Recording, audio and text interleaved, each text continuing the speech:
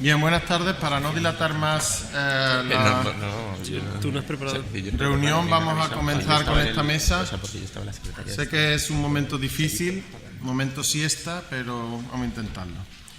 Para no divagar mucho, voy a leeros una presentación, unos perfiles para que más o menos tengamos un contexto. Estamos abriendo una mesa redonda para discutir, para analizar qué hacemos con el artículo 38 de la Ley de la Ciencia, y para los que no lo conozcan, pues ahora al final os lo voy a leer porque no es muy largo.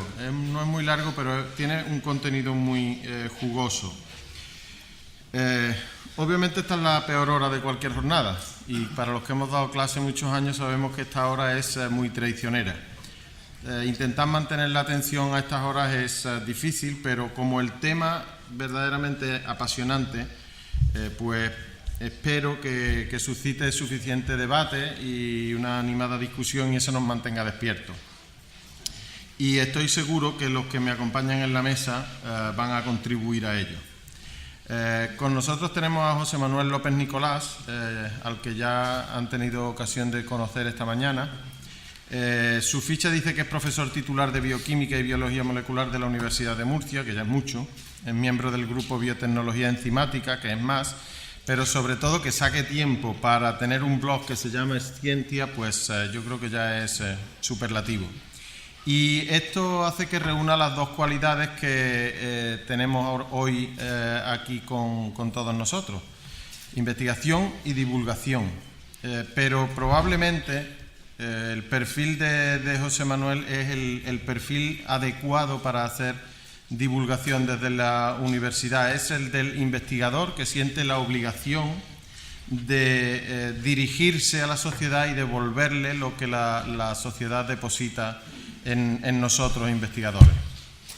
También nos acompaña Ana Ruiz Osuna, arqueóloga, que como José Manuel compagina su actividad investigadora en el área de arqueología de nuestra universidad, la Universidad de Córdoba, con uno de los programas de divulgación más conocidos y apreciados de nuestra ciudad en los últimos años. El programa se llama Arqueología Somos Todos, que ya dice mucho con ese nombre, y ha sabido capitalizar los resultados de una década de excavaciones, digamos, de la última década en la ciudad de Córdoba, para divulgarlos y transformar la mentalidad de muchos ciudadanos.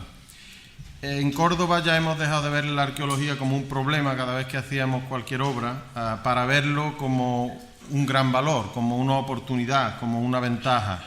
Y eso probablemente se debe a la enorme tarea que ha desarrollado el grupo intentando hacernos ver las cosas de otra manera. Y ello ha sido gracias a una tarea de divulgación de la ciencia, de Ana, de Desiderio Vaquerizo, del grupo Sísifo.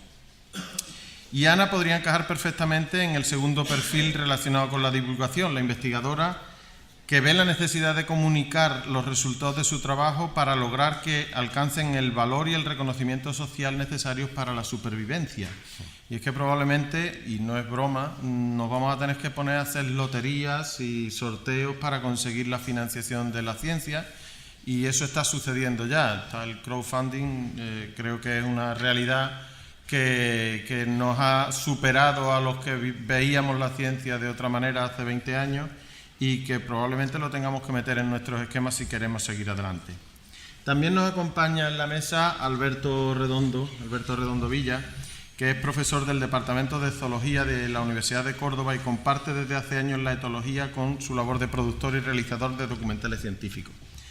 En su trayectoria, reconocida con importantes premios, destaca la serie Descubriendo el comportamiento animal y la recientemente iniciada Ver la ciencia, que ayer mismo tuvimos ocasión de presentar en esta misma sala. Fue verdaderamente apasionante ver cómo ha conseguido solidificar, consolidar, cristalizar en pildoritas detalles de ciencia que verdaderamente espero que sean, como decía yo ayer precisamente en esta presentación, la semilla que haga nacer el amor por la ciencia en los chavales más jóvenes, en las chavalas más jóvenes, para que se vengan al mundo de la ciencia y de la investigación. Alberto es el tercer pilar de la divulgación hecha desde la universidad. Está convencido totalmente, y nos convence a los demás, de que hay que divulgar. y no podría entender la investigación y la docencia de otra manera, solo la entiende desde ese punto de vista. El cuarto perfil relacionado con la divulgación, por suerte o por desgracia, no está en esta mesa y esperemos que al acabar la jornada no esté ni siquiera sentado aquí en esta sala. Es el del investigador que nunca ha entendido la necesidad de divulgar y que considera que eso es una pérdida de tiempo. Ese perfil no tiene nada que ver con la divulgación, quizás piensen, pero probablemente sea que no, que quizás sea el que más tiene que ver con la divulgación, porque ese es el que tenemos que resolver, porque es el que impide que la actividad científica progrese como debe. Y en esta mesa se sientan 3 personas más, además de las que ya he presentado, que representan 2 piezas fundamentales para el desarrollo de la divulgación científica en nuestro país: los gestores de la cultura científica y los periodistas. Ignacio Fernández Bayo podría ocupar cualquiera de los 2 espacios porque ha trabajado más de 3 décadas en comunicación como periodista científico y además hace más de 10 años que dirige una empresa dedicada precisamente a este segundo pilar fundamental de la actividad divulgativa, la organización de actividades para la promoción de la cultura científica. Ya lo conocemos todos porque hemos estado esta mañana con él bastante tiempo. Es el vicepresidente de la Asociación Española de Comunicación Científica y uno de los divulgadores más veteranos de este país. Además, se tiene que ir a las 5:30, con lo cual va a ser el primero que va a hablar. Y también nos acompaña Pampa García Molina, Esperanza García Molina, que es la redactora jefa de la agencia SYNC y una fuente inagotable. Creo que todos tienen en sus manos un libro que lo define claramente. Es una agencia de la que bebe buena parte del panorama mediático del país. Es periodista y, por tanto, pues nuestra aliada perfecta de los investigadores, afortunadamente elevados a los primeros puestos de los profesionales reconocidos y valorados por la sociedad, gracias precisamente a esa tarea que los periodistas han tomado como vocación de tomarnos en serio y de tomarnos como ejemplo de profesión comprometida y seria. Y también nos acompaña Daniel Mediavilla, que escribe en Materia, una nueva web de ciencia y tecnología que surgió de los escombros de un bonito periódico de Público. Suele preferir ocuparse de los últimos hallazgos de física o biología, pero cuando es necesario también tira de su experiencia en el gobierno para tratar de divulgar la política científica. Y precisamente por eso, porque él estuvo en el momento de la definición de la ley de la ciencia junto a la ministra Cristina Garmendia y conoce bien los entresijos de aquella ley, y precisamente de esta parte pues lo hemos invitado a que suba aquí a la tribuna y hable con nosotros. En definitiva, tenemos esta tarde una mesa plena de personas comprometidas con la promoción de la cultura científica, que se sienten en la obligación y tienen la necesidad o el convencimiento de divulgar. Pero la pregunta es: ¿a cambio de qué? O mejor, ¿a costa de qué? Si merece la pena divulgar. ¿Nos da tiempo todavía después de todas las cosas que hacemos? Si dejáramos la pregunta así simplemente, pues correríamos el riesgo de pasarnos la tarde divagando, y lo que queremos es circunscribirla a la ley de la ciencia, al artículo 38, que si se desarrolla adecuadamente será un paso de gigante para todos los que estamos aquí, para los científicos, para los divulgadores, para los periodistas. Por primera vez parece que vamos a dar el salto, pero a este artículo le pasa lo que al resto de la ley de la ciencia. Está a falta de un desarrollo normativo y un desarrollo efectivo.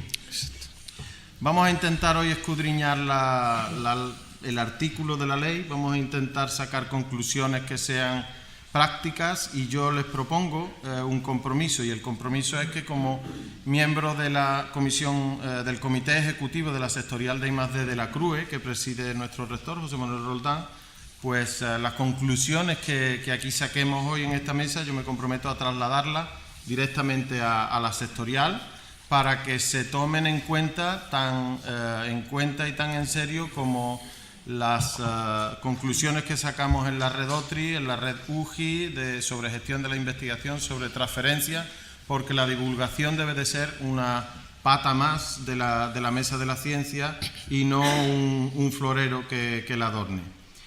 Y voy a pasar a leer literalmente el artículo para que todos nos situemos en contexto, y a partir de ese momento me callaré y me pondré a dar palabras, que es lo que me corresponde como moderador. El artículo 38 dice así: Cultura científica y tecnológica. 1. Las administraciones públicas fomentarán las actividades conducentes a la mejora de la cultura científica y tecnológica de la sociedad a través de la educación, la formación y la divulgación, y reconocerán adecuadamente las actividades de los agentes del Sistema Español de Ciencia, Tecnología e Innovación en este ámbito. 2. En los planes estatales de investigación científica y técnica y de innovación se incluirán medidas para la consecución de los siguientes objetivos. A. Mejorar la formación científica e innovadora de la sociedad, al objeto de que todas las personas puedan en todo momento tener criterio propio sobre las modificaciones que tienen lugar en su entorno natural y tecnológico.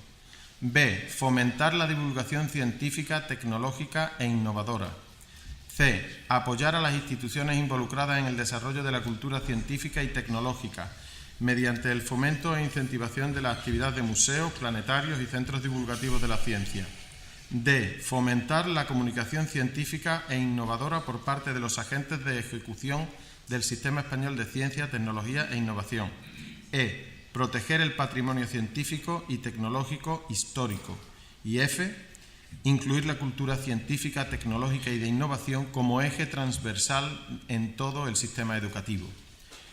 Lo han hecho en la pregunta que nos plantea precisamente Elena, que es quien me ha ayudado a redactar esto.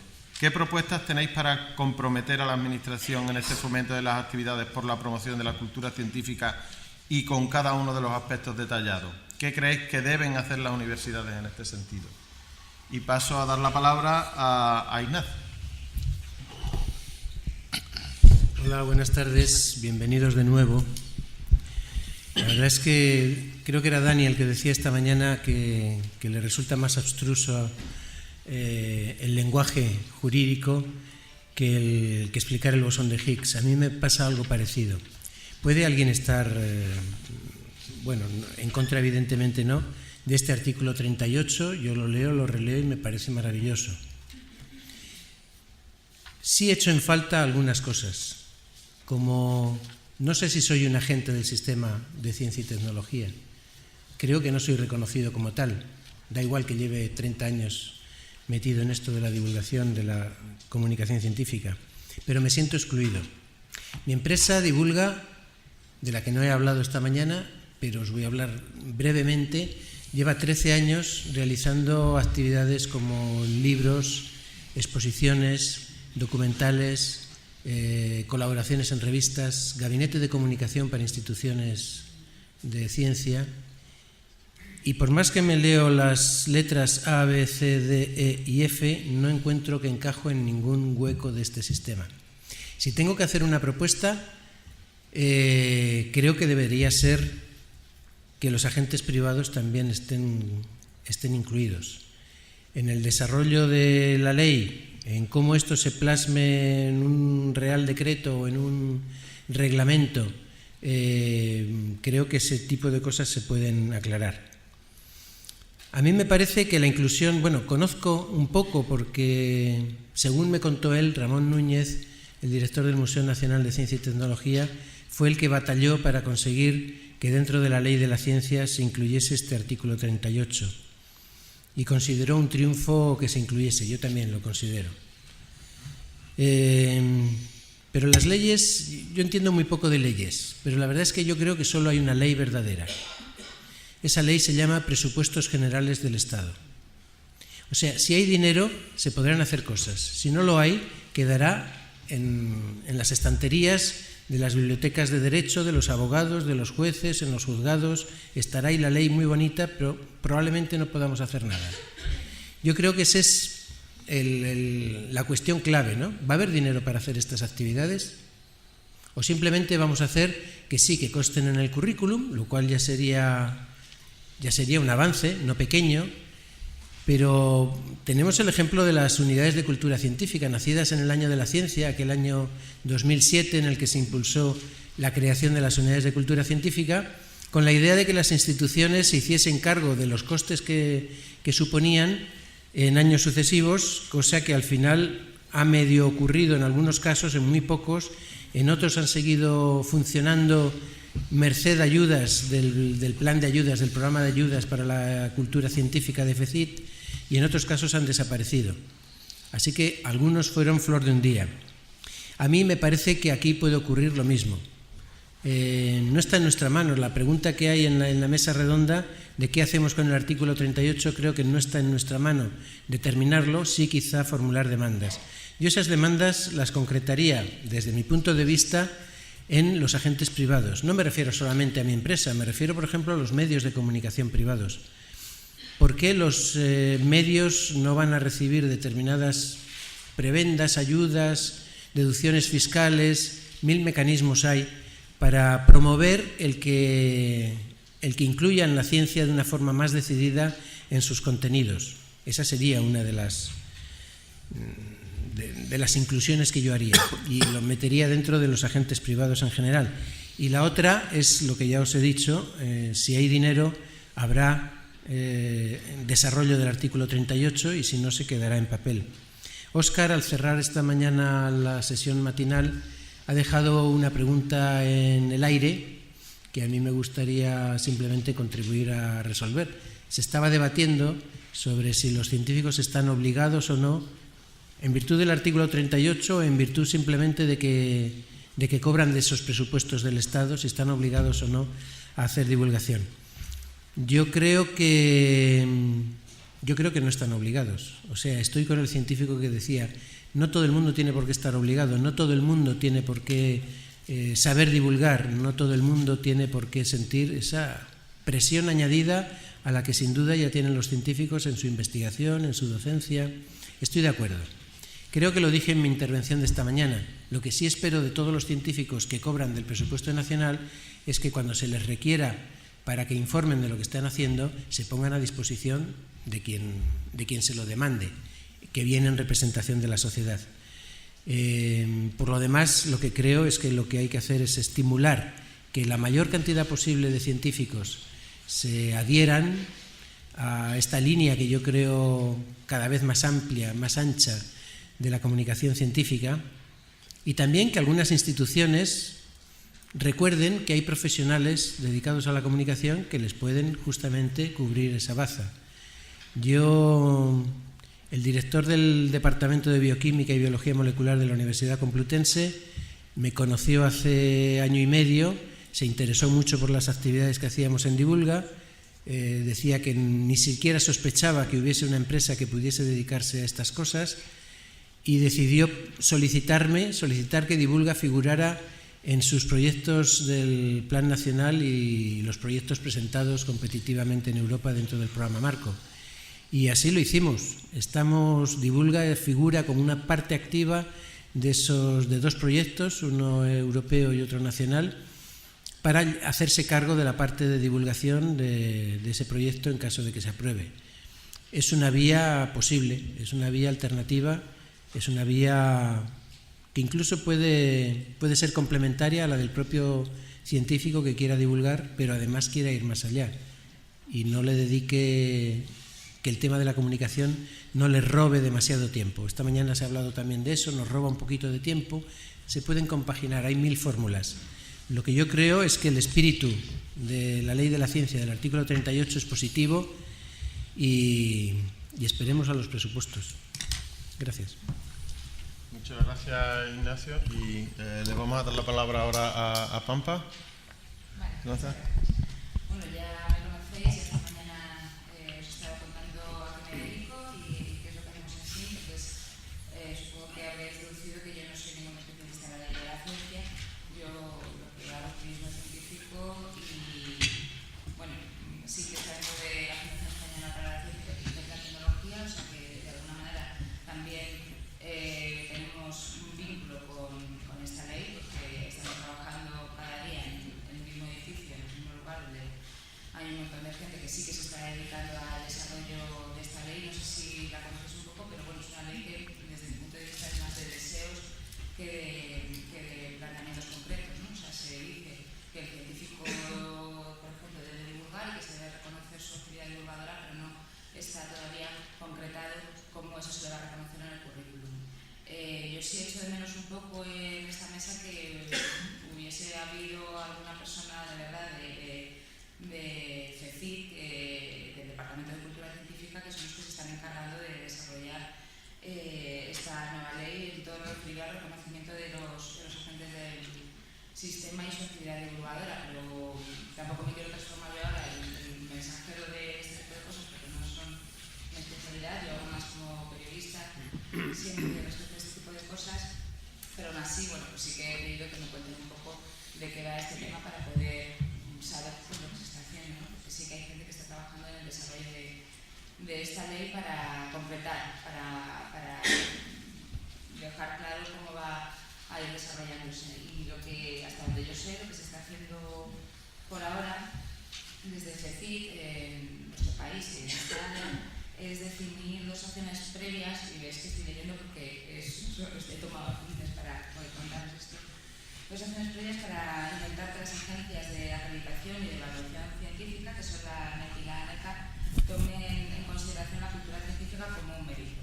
Entonces, estas acciones son de dos tipos. Primero, el diseño de indicadores de cultura científica y para poder monitorizar el estado de la cultura científica en España, y en esta parte de diseño de indicadores están, por un lado, indicadores de percepción social, que es lo que se está haciendo desde CECIC, las encuestas de percepción social de la ciencia, que probablemente conozcáis. Esta mañana América habló de los resultados de la encuesta de 2012. Es una encuesta bastante amplia y, bueno, pues yo creo que una de las más valiosas que hay en España para saber cómo es el estado de la cultura científica, qué es lo que sabe la gente, o sea, en qué terreno estamos pisando.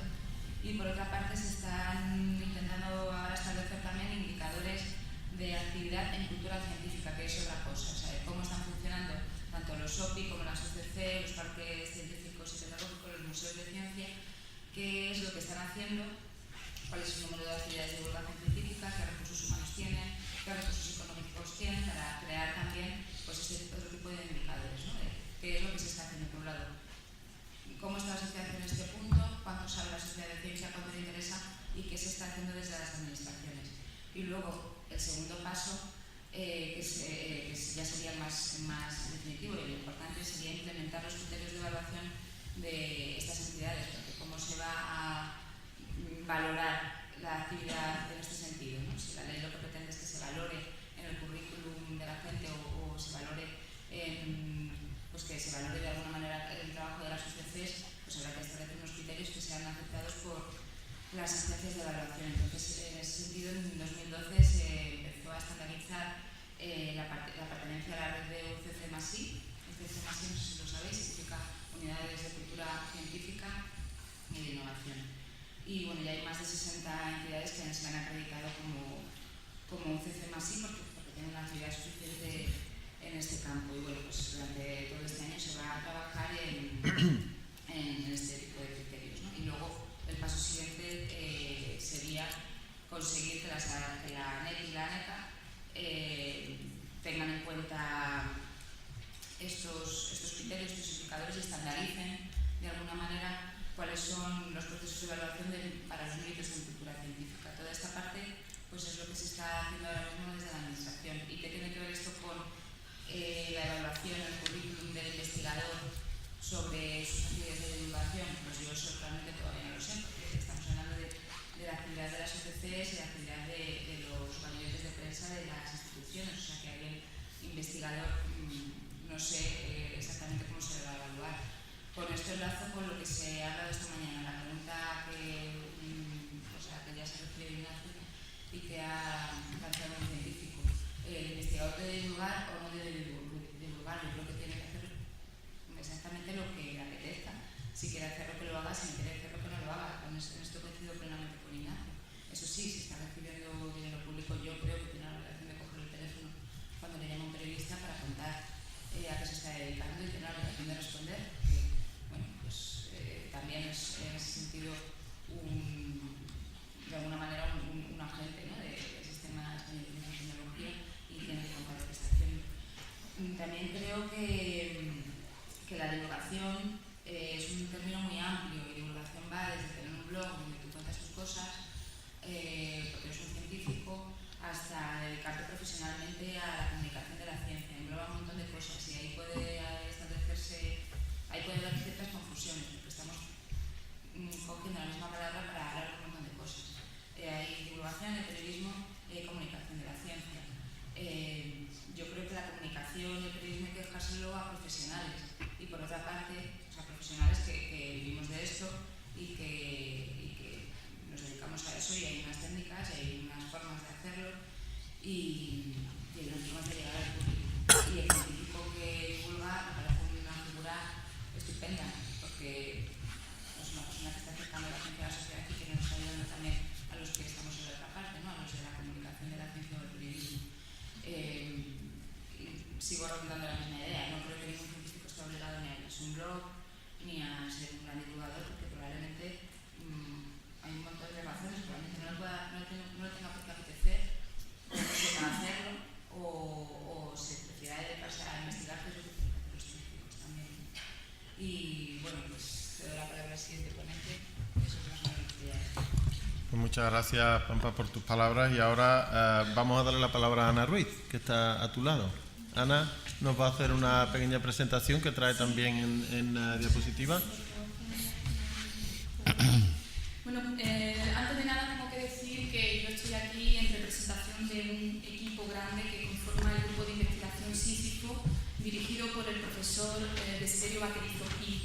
Así que, antes de nada, voy a agradecer que hayáis contado con nosotros, por supuesto, para esta mesa redonda que nos toca muy de cerca, porque nosotros llevamos haciendo, la verdad, yo puedo ser una de las personas más esperanzadas en que este artículo 38 vaya adelante, aunque también con sus reticencias, porque estamos viviendo en carne lo que supone llevar un gran programa de divulgación a la sociedad, lo que es el tiempo invertido y en ocasiones la poca gratificación, no de la sociedad, que sí está expectante ante todo lo que tenemos que ofrecerle, sino ese poco respaldo que a veces encontramos económico de las administraciones, porque en algunos casos no se puede, porque hoy día la situación es crítica.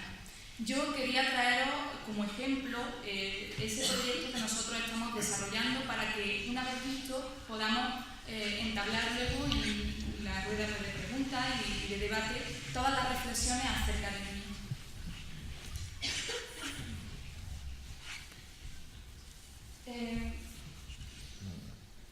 Se ha estado planteando ya por algunos compañeros que si estamos obligados a difundir. Yo creo que incluso en los estatutos de la propia Universidad de Córdoba consta que las tres patas en las que debe versar la actividad del PDI, ¿no? del personal de investigación y docente, son esos tres, I+D, docencia y divulgación. O sea que incluso en los estatutos, como digo, de la Universidad de Córdoba se recoge que esos deben ser los grandes pilares. Por lo tanto, yo creo que sí, estamos obligados a difundir.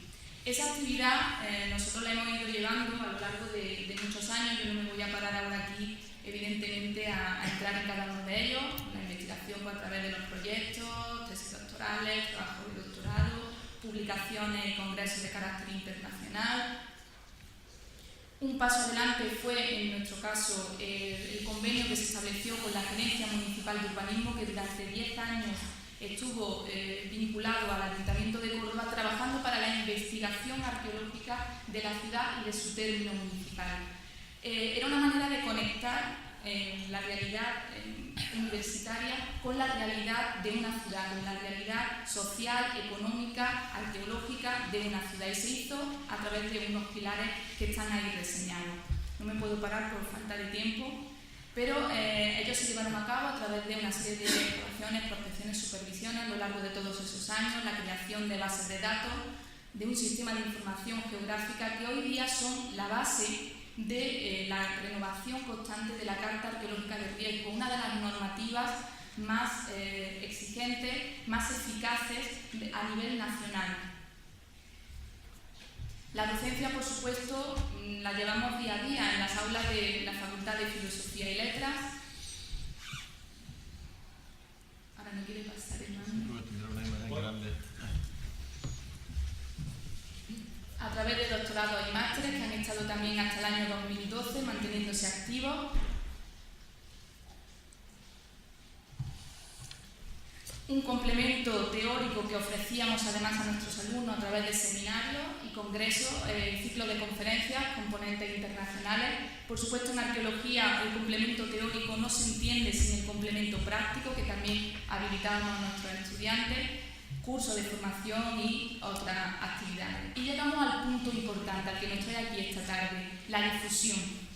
Lo cierto es que desde un principio el grupo Sísifo, denominado así en alusión a nuestra constante búsqueda de alcanzar el conocimiento, un conocimiento que a veces nos obliga a empezar de nuevo por las circunstancias sociales, económicas que nos rodean, como digo, ha estado siempre muy comprometida con esta labor de divulgación, y así se ha entendido desde sus orígenes, participando en el montaje de exposiciones, algunas de ellas de bastante calado en la ciudad de Córdoba, como la de Córdoba en tiempo de Séneca, o una mucho más reciente, Córdoba Reflejo de Roma, publicaciones divulgativas como la Guía Arqueológica de Córdoba y toda una serie de jornadas de arqueología cordobesa que estuvieron activas también durante más de 10 años. Ha participado también en el montaje de centros de interpretación, como el que se encuentra en la parte derecha, dentro de uno de los túmulos funerarios de Puerta de Gallegos, y la imagen de la izquierda corresponde a unas cloacas romanas que están conservadas muy cerca del edificio donde nos encontramos, en Antonio Maura, y que ahora mismo está completamente paralizado, pero su intención era convertirse en centro de interpretación del barrio que rodea el anfiteatro romano que tenemos justo debajo de este salón de actos. También desde un principio entendimos que las redes sociales eran un medio fundamental para hacer llegar nuestro trabajo a la sociedad. Por eso, desde hace años también venimos ofreciendo el dominio arqueocórdoba.com, no solo para mostrar nuestros proyectos, nuestras docencias, sino también como un medio de información arqueológica de la ciudad histórica, renovado constantemente y, por supuesto, aludiendo a los compañeros que son de la prensa, siempre hemos mantenido también una cordial y una constante relación con todos los medios de comunicación. Sin embargo, toda esta actividad que habíamos ido desarrollando de manera un poco aislada, cuando los tiempos y las fuerzas nos lo permitían, se convirtió en un objetivo fundamental para desarrollar en los próximos años, hace muy poco tiempo, en 2011. Se inauguró el programa Arqueología Somos Todos, un proyecto universitario de difusión, de carácter voluntarista y gratuito para la sociedad cordobesa en un principio. Ese programa de Arqueología Somos Todos nacía de ese convenio que le he comentado anteriormente con la Gerencia Municipal de Urbanismo, con la intención de transferir el conocimiento acumulado en la ciudad durante 10 años de investigación y a través también de una serie de objetivos mucho más ambiciosos a los que pretendíamos ir accediendo a lo largo de los siguientes años. Esas actividades se han estado haciendo a través de ciclos de conferencias con la participación de, por ejemplo, el Museo Arqueológico de Córdoba, Bodegas Campos, la propia Facultad de Filosofía y Letras, el Círculo de la Amistad, que nos han cedido gratuitamente sus espacios para poder llevarlos a cabo.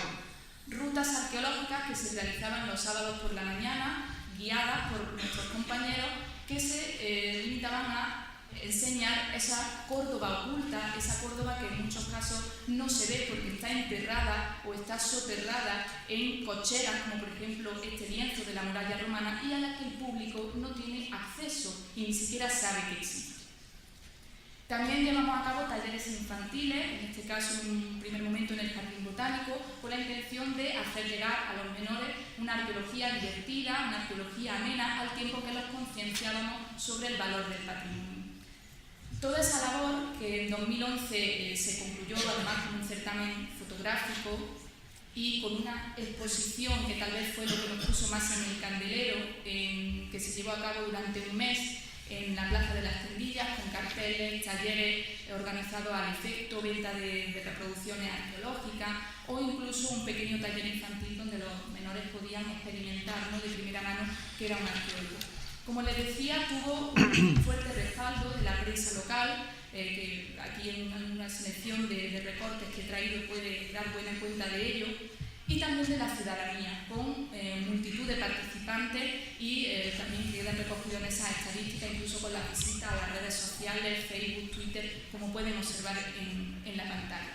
Y que tuvo además su reconocimiento a través de algunos premios, como por ejemplo el Juan Esteban Bernier, otorgado por la Asociación Arte, Arqueología e Historia, o el premio a la recuperación del patrimonio histórico-artístico por parte de la Fundación Caja Rural. A pesar de toda esa buena aceptación social, como ustedes pueden apreciar, ¿no?, y del apoyo de muchas instituciones, colectivos y de la ciudadanía en general, lo cierto es que a finales de 2011 el final del convenio que antes les he comentado con la Gerencia Municipal de Urbanismo, dadas las circunstancias económicas por las que estamos atravesando, nos dejaba sin medios humanos, prácticamente sin medios económicos ni materiales para poder seguir llevando a cabo este enorme proyecto de divulgación.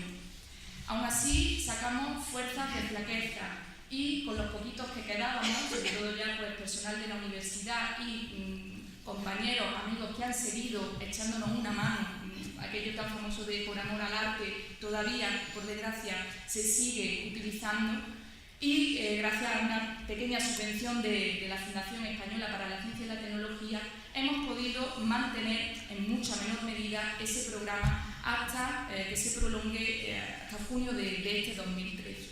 Arqueología Somos Todos ha seguido con su ciclo de conferencias renovados, ofreciendo rutas arqueológicas y talleres infantiles, en este caso en la Facultad de Filosofía y Letras, lugar en el que además se nos ha permitido, quiero agradecer también aquí a su decano Eulalio Fernández, todas las facilidades facilitadas, ¿no?, perdón por la redundancia para ello, la construcción de un arqueódromo, es decir, una simulación de una excavación arqueológica a escala real que reproduce una vivienda islámica de las que tanto se han excavado en Córdoba y de las que apenas queda vestigio físico, que permitirá realizar práctica en el mismo con, además no solo de esa fase islámica, sino con una romana, como ven en la imagen de la izquierda, donde se está excavando un enterramiento romano en una fase anterior a la vivienda, y también con la construcción de un pozo contemporáneo para explicar, como digo, esa evolución del yacimiento. Este arqueódromo pretendemos en los próximos años que sea el centro neurálgico de una serie de actividades dentro de un programa que hemos venido a llamar Enseñando Arqueología, y que no solo está destinado a los alumnos de la propia facultad, de la universidad, dentro de un proyecto de innovación docente, sino también a la enseñanza media y primaria. Córdoba tiene el potencial para poder llevar a cabo todas estas actividades y el problema es que todavía creo que no se ha dado cuenta, porque cuando nosotros empezamos a trabajar con este proyecto parecía mentira, pero apenas se había explicado el yacimiento de Córdoba como un complejo, como un yacimiento altamente complejo, y no se había explicado a la ciudadanía sus 5.000 años de historia, enterrados en estratos y estratos superpuestos de hasta 7 y 8 metros que están bajo nuestros pies.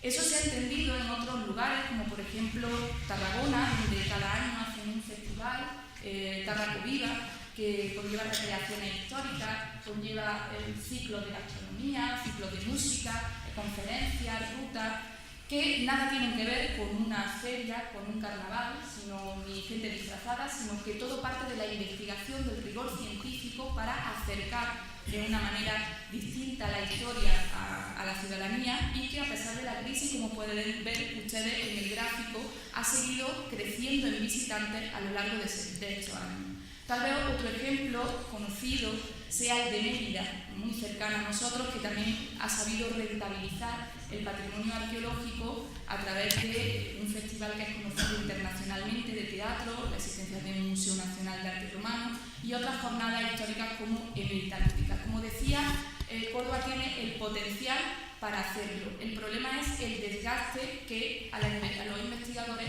se nos exige, ¿no? A través, sobre todo, como hemos estado comentando, de estas leyes donde no se sabe cómo se va a evaluar todo ese trabajo, toda esa investigación, y dejo la palabra para en el debate pues, seguir abriendo nuevas líneas. Muchísimas gracias, Ana, por la exposición y por la tarea encomiable y admirable que estáis haciendo, porque creo que verdaderamente es un paradigma de divulgación científica y, en fin, y de cómo las dificultades económicas están afectando a una de las partes más débiles de la misma. Le vamos a dar la palabra ahora a José Manuel López Nicolás para que nos, nos cuente también su visión. Bien, muchas gracias. Voy a ser breve porque creo que también la mesa redonda se trata de que haya interacción tanto entre los participantes de la mesa y sobre todo con el público, pero no por ser breve voy a dejar de dar mi opinión y en algunos casos puedo resultar, y perdonen, un poco contundente a la hora de dar mis ideas. Es cierto, como dice el vicerrector de Política Científica, siento, y esta mañana lo he contado, en la obligación de divulgar, y sin que suponga para ello, para mí, ninguna presión. Pero además lo suelo llevar al extremo. Creo que la investigación y la docencia y la divulgación son las tres patas fundamentales en las que se tiene que sustentar la vida de un profesional universitario. Pero no por ello pienso, aunque yo me sienta en la obligación, no creo que sea una obligación para el profesional universitario. No creo que esté obligado. Es más, realmente en el marco actual en el que estamos, ni la investigación ha llegado a ser obligatoria, desgraciadamente. Actualmente uno puede no investigar y seguir dando clase en la universidad, que luego eso tenga una repercusión a la hora de los créditos docentes que tengas que tener, incluso a la hora de los sexenios, etcétera. Sí, pero actualmente con cumplir tus horas de docencia, desgraciadamente, ya a un profesional universitario le podría valer, aunque no esté de acuerdo. Entonces yo suelo llevarlo al extremo. Yo investigo, la investigación luego suelo divulgarla, como he comentado esta mañana. Fomento la divulgación dentro de mis clases, dentro de la docencia, generamos divulgación en la docencia, todo lo considero un solo bloque. Entonces, cuando en este marco que les he descrito llegó la ley de la ciencia, la leí por primera vez y lo primero que hice fue aplaudirla. Fue aplaudirla porque fue una alegría que yo me llevé cuando la leí la primera vez y la segunda. Cuando lo leí la tercera me cabreé. Y me cabreé porque realmente, como dicen en mi tierra, la ley de la ciencia la considero tal como está, un brindis al sol. Un brindis al sol en el que, como ha dicho el vicerrector, no creo que no haya nadie, que haya alguien que no esté de acuerdo.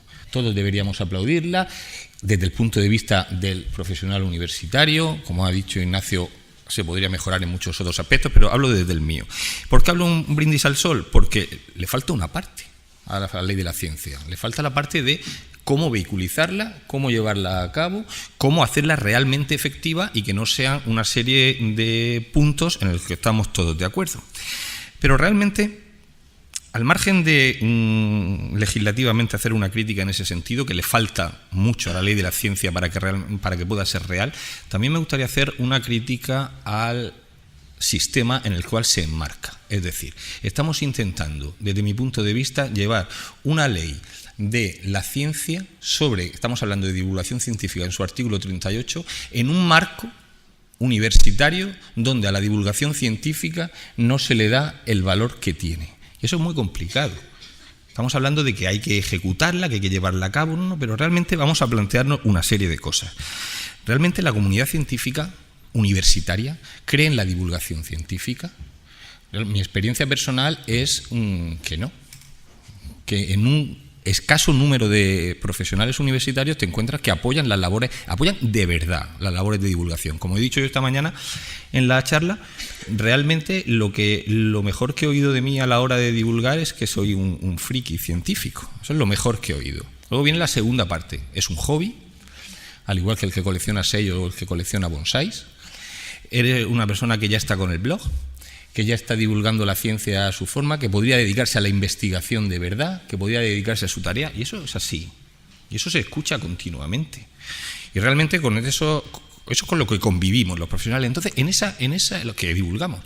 Entonces, en ese marco vamos a aplicar una ley de la ciencia en la cual se reconozca la labor del divulgador. Y es complicado.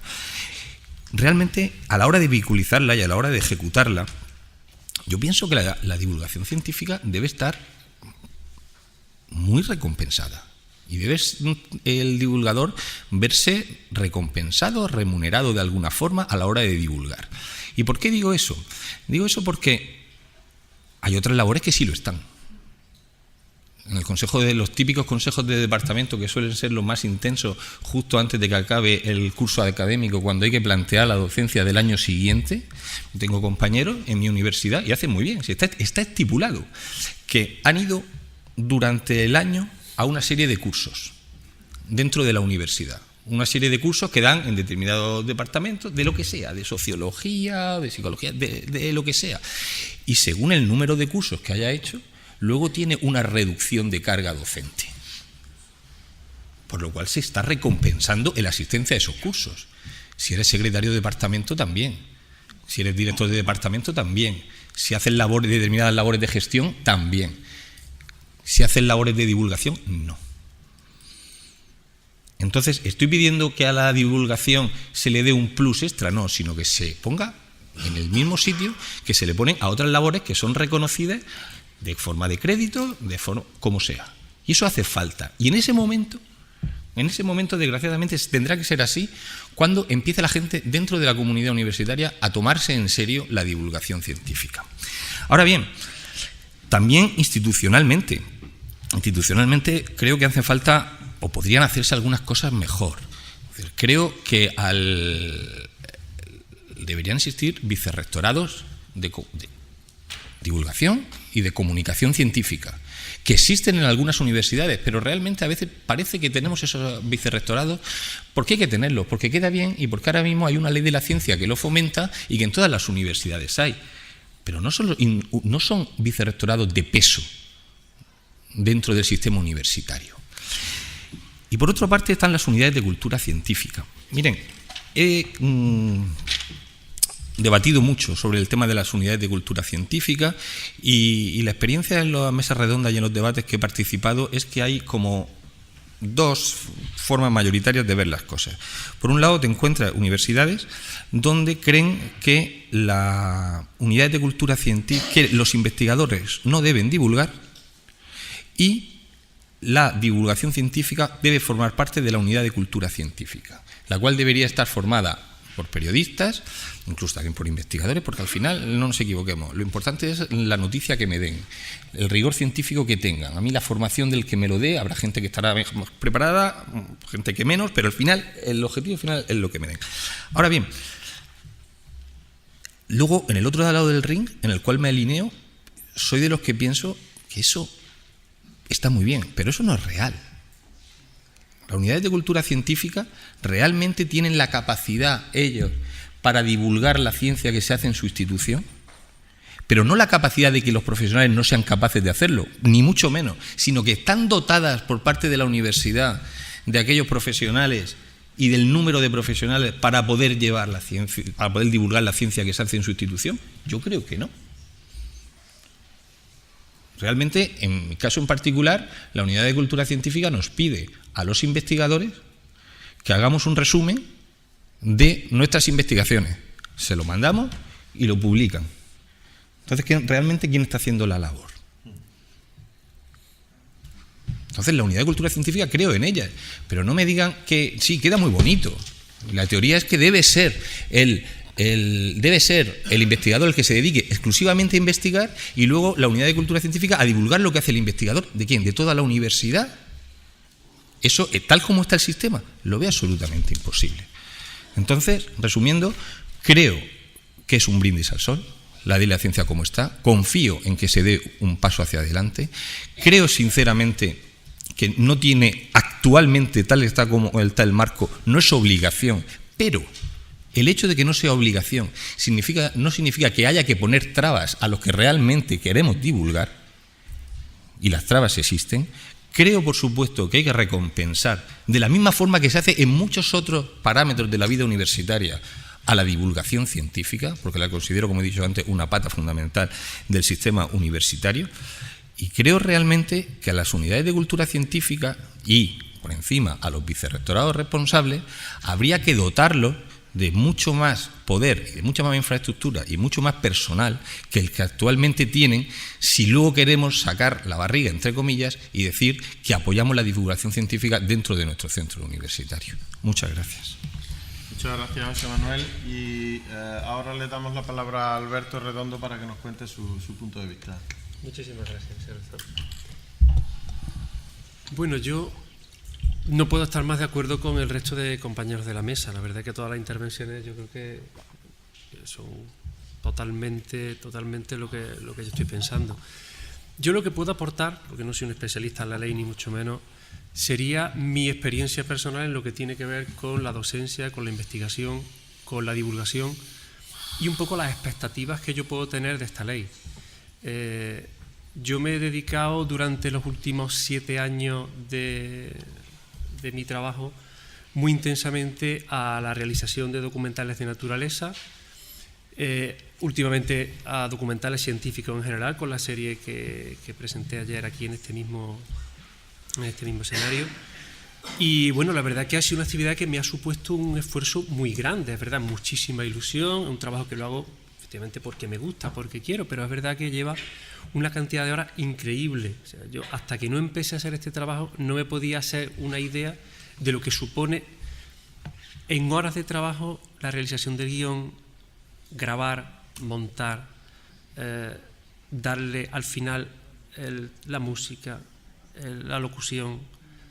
Es increíble lo que me puede suponer eso en tiempo y bueno, uno lo hace encantado, ¿no? Y al final pues tiene una recompensa. La verdad que ayer fue una tremenda satisfacción estar aquí, pero yo creo que lo que me corresponde en esta mesa es contar un poco el resto de elementos, el trabajo que me ha costado y sobre todo las expectativas, la esperanza, la ilusión que yo tengo en que esto, pues a la hora de desarrollarse en un marco normativo, pueda facilitar no solo a mí, sino a muchas más personas que supongo que tienen las mismas expectativas, las mismas ilusiones de realizar ese trabajo. Yo durante estos mismos 7 años en los que he estado realizando documentales de naturaleza, y me he supuesto muchísimos, cientos de horas, he impartido más de 20 asignaturas diferentes, en 7 titulaciones distintas. El año pasado fueron 8 asignaturas diferentes en 5 titulaciones. Tuve que impartir más de 30 créditos docentes. Además de eso, había realizado tareas investigadoras durante este tiempo que me han permitido tener un tramo de investigación. Eso supone que va a tener unas reducciones docentes, pero que no cuentan hasta el año siguiente, con lo cual este año que viene voy a tener también una docencia de 30 créditos. Voy a tener que impartir una asignatura nueva, preparar un temario nuevo y quiero seguir con la serie de Ver la Ciencia que ayer presenté, quiero seguir con la serie Descubriendo el Comportamiento Animal. ¿Qué expectativas tengo yo? Pues por lo pronto, cuando preparé la documentación para pedir mi tramo de investigación, mi sexenio, me di cuenta que lo que me había supuesto menos tiempo de trabajo era lo que me contaba, y las cosas que yo más valoraba no me contaban para nada. Yo creo que eso es una carencia importante que creo que se podía paliar si esta ley se pone de verdad en la normativa como corresponde, ¿no? El resultado es que uno pues hace un montón de trabajo que no vale para nada, que no tiene, por supuesto, ningún tipo de reducción docente, que no se cuenta como tarea investigadora. Y bueno, al final sí es verdad que el propio trabajo te devuelve, ¿no? Es curioso que justo cuando más esfuerzo he dedicado a la realización de documentales, esto va en línea con lo que esta mañana han estado comentando, es también cuando más producción científica he tenido, porque las propias herramientas, los propios instrumentos que he utilizado para grabar, al final han servido para tomar datos que han repercutido en nuevas líneas de investigación con compañeros, ¿no?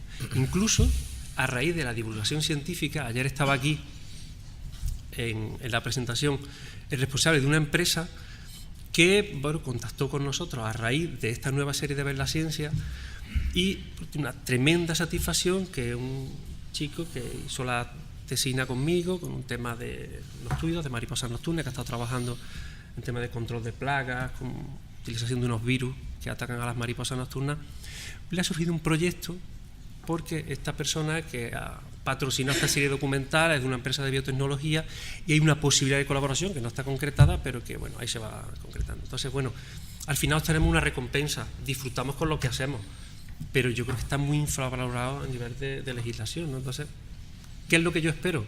Pues que sirva un poco, ¿no? Todo este trabajo en tareas divulgativas, que pueda tener también una reducción de carga docente, que pueda tener una repercusión a la hora de obtener sexenios de investigación y demás, ¿no? Lo que yo esperaría de esta ley.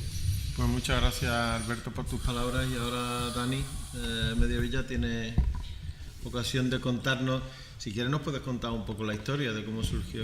Bueno, yo no estaba en el inicio, pero estuve a partir ya del momento en el que se dio el último impulso y bueno, prácticamente los 2 años en los que se sacó adelante la ley. Bueno, lo primero está claro, yo estoy un poco de acuerdo contigo. O sea, no es que sea un brindis al sol, pero la ley de la ciencia nace o se empieza a impulsar en la segunda legislatura de Zapatero, con todo el estallido de la crisis, y es una ley que no tiene memoria económica. O sea, tiene un coste, bueno, de hecho siempre se decía, una ley a coste cero. Pues una ley a coste cero realmente es algo un poquito tirando absurdo. Pero era lo que en aquel momento se podía hacer. O sea, de hecho es una ley que en parte se ha hecho contra Hacienda, digamos, pues lo que está pasando ahora con el tema de los convenios de las comunidades autónomas, pues todo aquello empezó entonces. Entonces, si se quería sacar adelante algo, realmente había que sacrificar o había que ocultar o tratar de postergar los temas que supusiesen un coste. Es un poco lo que ha pasado con el tema de la agencia. La agencia teóricamente se tenía que crear un año después de la aprobación de la ley, y es verdad que se hizo un anuncio y parece que está ahí, pero en términos reales, porque claro, ahora mismo Hacienda no va a soltar toda la gestión económica de una salió agencia. una noticia diciendo que está en la nevera de nuevo. En la nevera, directamente. Claro, es decir, la situación es la que es, entonces es muy complicado por ahí. Entonces, bueno, la ley surge en ese momento, surge sin memoria económica. Prácticamente lo que hay de coste, que no sé si eran unos 50 o 60 millones de euros, son principales en exenciones para el tema de la sustitución de becas por contratos, que eso es un acuerdo que se hizo con trabajo. Entonces, para temas como el asunto de cultura científica, pues se dejó para... Yo tampoco creo que una ley tenga que ser algo que dé unas concreciones de cuánto se va a hacer y demás. O sea, esta ley, en unas circunstancias buenas, con un desarrollo a partir de decretos o en los planes y demás, podría tener un efecto claro. O sea, eso también tiene que ver, no sé si tanto con la ley como con las circunstancias presentes. Sin una posibilidad de ofrecer incentivos extra, como los que se tendrían para sexenios, en la ANEP para evaluar los proyectos o en la ANECA para jugar resultados, digamos que los investigadores tendrían que renunciar o negociar para que parte del beneficio que se obtiene de la parte de investigación vaya a divulgación, y yo esto personalmente lo veo un poco complicado, no lo sé, vosotros conocéis mejor vuestros ámbitos y el mundo de la investigación, pero eso parece un poco difícil. Hay un tema que ha comentado Ignacio sobre el asunto de Moncho Núñez, que es verdad que ayudó mucho, pero tampoco, o sea, quiero decir, la ley de la ciencia, una de las personas que estaba allí, el jefe de gabinete de Garmendia, es una persona que tiene una historia de trabajo de divulgación, es bioquímico, y trabajaba, antes de ser jefe de gabinete, estaba en público. O sea, quiero decir que era una cosa que estaba muy integrada dentro de la filosofía del ministerio. En la parte de divulgación se consideraba como, digamos, España había tenido mucho progreso en la producción científica, pero lo que siempre se comenta, ¿no? Nos falta el paso de la innovación o conectar, dejar abierta siempre la posibilidad de los asuntos de pasar el conocimiento al tejido productivo y a la sociedad. Y esto era una parte casi tan importante como el tema de la innovación o de la mejora en patentes. Es una forma de que los investigadores, además de la producción científica, puedan, en la medida de lo posible, como decimos, sin obligar igual la divulgación que la innovación, estar siempre abiertos y tener todas las facilidades posibles para que puedan darle a la sociedad, pues, parte del apoyo, que realmente ellos son gente que vive del apoyo de la sociedad, y es dar la facilidad para que devuelvan ese apoyo. Y bueno, fundamentalmente ese es un poco el resumen de cómo fue. Yo no sé si luego alguien tendrá algunas preguntas más concretas. Pues muchas gracias, Dani. Yo voy a tratar de hacer un breve recorrido y luego pues haré unas observaciones que he ido anotando. He recogido 5 puntos fundamentalmente de los que aquí se han dicho, que creo que podrían sintetizar y probablemente podrían recoger lo que queremos trasladarle a quien corresponda para que esto se desarrolle. Ignacio nos ha dicho que deben de incorporarse los agentes privados y que si verdaderamente queremos que se incorporen, pues hay que incentivarlo, hay que incentivar a las empresas, a los medios de comunicación, para que el esfuerzo que hacen tenga algún tipo de reconocimiento. Y para ello, y esto es una transversal, esto que voy a decir es una transversal, pues hay que dotar económicamente la ley de la ciencia para que se pueda desarrollar, porque si no, no es una ley verdadera, sino un brindis al sol. Nos ha dicho Pampa que las acciones que hay que desarrollar para que las actividades de difusión y divulgación de la cultura científica se incorporen al currículum de los investigadores tienen que ser concretas, hay que concretarlas, y para ello ANEP, ANECA, quien corresponda, debe de introducir criterios de valoración.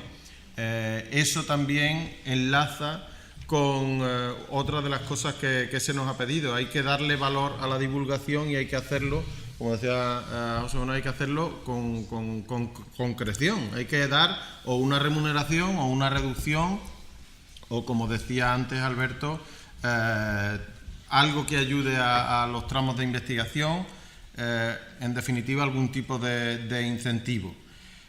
Yo añadiría que junto con lo que hemos venido diciendo hay que dotar de un desarrollo normativo efectivo que permita poner realmente en marcha la ley. Una ley así de cortita o un artículo así de cortito dentro de la ley necesita un desarrollo normativo real para que esto se ponga en marcha, que sería donde vendría la memoria económica que todos hemos pedido. Y evidentemente creo que todos estamos de acuerdo, sobre todo los que forman parte de ello, las unidades de cultura científica deben de integrarse dentro de unos vicerrectorados de comunicación o de investigación o donde cada uno se organice, pero evidentemente han de tener los medios humanos y materiales, económicos, para poder llevar a cabo su labor. Si no, esto seguirá siendo, pues eso, voluntarismo, se seguirá viendo como un hobby, porque lo que no se paga no vale. Y si lo que hace exclusivamente es como si pareciera un hobby, pues la gente se lo toma como si fuera un hobby. Y ahí es donde quiero introducir la reflexión antes de darle la palabra a los asistentes. ¿Qué empresa hoy en día se puede permitir el lujazo de carecer de un departamento verdadero de marketing? Las universidades carecen de un verdadero departamento de marketing. Nuestra misión como profesores universitarios, como investigadores, es la docencia, la investigación, la gestión de nuestra propia universidad, porque no la tenemos profesionalizada, y la transferencia. Y en la transferencia entran las patentes, entra la interacción con el tejido productivo, y una transferencia efectiva de nuestra actividad es la divulgación de nuestra actividad y promover la cultura científica. Pues el mismo retraso que tenemos en patente, o incluso más, y falta de reconocimiento, tenemos en la difusión y la divulgación de nuestras actividades científicas. Pero hay un rayo de esperanza. Hace 15 o 20 años hacer patentes, aparte de rarísimo, era absolutamente irreconocible en los currícula de los profesores. Y hoy en día se nos exige que hagamos patentes, se nos exige que vayamos a contratos, artículo 83, y que hagamos que nos relacionemos con la empresa. Yo espero que la divulgación también lo sea en un futuro, que forme parte de nuestra actividad. Y ahí fuera sí se han dado cuenta de eso y lo están haciendo bastante bien. Si nos vamos a la mejor revista científica probablemente del mundo, dentro del ámbito de las ciencias biológicas, biomédicas, que es Cell, uno alucina con los mecanismos que tienen para divulgar sus actividades. Son a niveles elevados, ¿no? Pero tú hablas de podcast, hablas de imagen, hablas del tratamiento que tienen de sus noticias, de cómo alcanzan los mejores medios, cómo salen en el New York Times, cómo salen en todas las mejores agencias. Están súper colocados. ¿Por qué? Porque ellos sí saben que el marketing, que venderse, es crucial para sobrevivir y para competir. Espero que nosotros nos vayamos dando cuenta. Y un pequeño apunte, porque ha incidido cuando ha enseñado los talleres infantiles. Esta mañana estaba reunido con los editores de una novedosa revista que se llama Frontiers Inc., que tiene muchas distintas especialidades, pero que está rompiendo. Y de hecho Nature ha hecho un acuerdo con ellos porque están alucinados de cómo trabajan con los autores. Están pensando en abrir una cosa que se llama Frontiers for Kids, Es decir, los hijos de los investigadores, de los editores que participen en las revistas van a abrir mini revistas para explicarle a los niños qué hacen sus papás y sus mamás en su investigación. ¿Qué más se puede pedir para acercar la cultura científica a la sociedad, ¿no? Entonces, ese tipo de medidas necesita incentivación, necesita dinero, necesita reconocimiento, pero evidentemente para un tramo eso no serviría de mucho. Bueno, pues tenemos todavía más de 30 minutos para debatir y discutir, y yo lo que quiero es que los que están ahí sentados, si se empiezan a despertar pronto, nos hagan alguna pregunta. ¿Hay alguna pregunta específicamente para Ignacio antes de que se nos marche?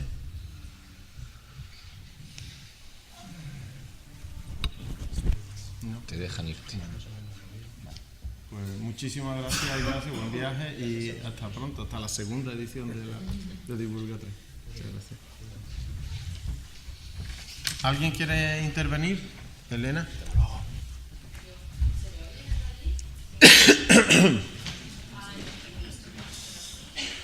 El streaming necesita.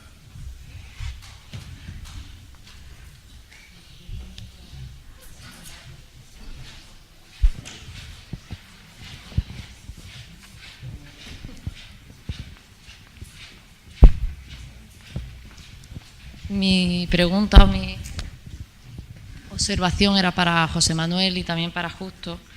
Y hombre, no sé, a mí me encanta que reclamemos dinero en estos tiempos y digamos que lo que hay es que dotar económicamente y de personal las UCC.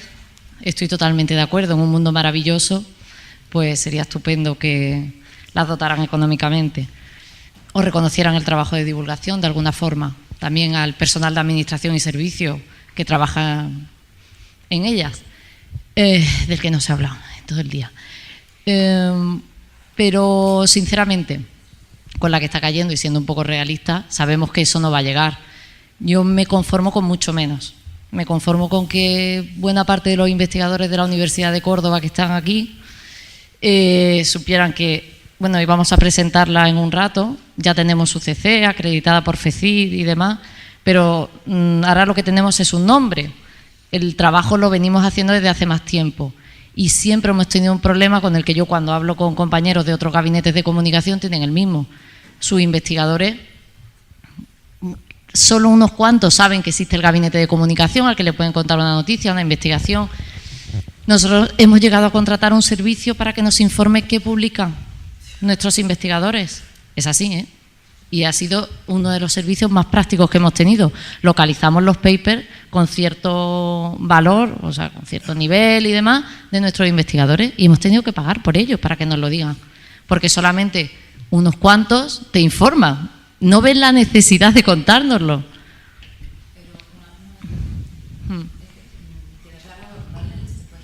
Sí, tenemos, sí, Pampa, lo que pasa que es que, volviendo entonces al inicio de esto, tú empiezas, nosotros tenemos el acceso a la web, por supuesto, o sea, y podemos localizarlo y demás, pero tenemos, es que se me acaba de levantar por aquí mi jefe del gabinete de comunicación, tenemos el personal que tenemos, con la disponibilidad de tiempo, entonces vuelve al principio, pero qué trabajo cuesta levantar el teléfono y decir, oye, empiezan a hacerlo y hay algunos que lo hacen, si lo hacen algunos pueden hacerlo todos.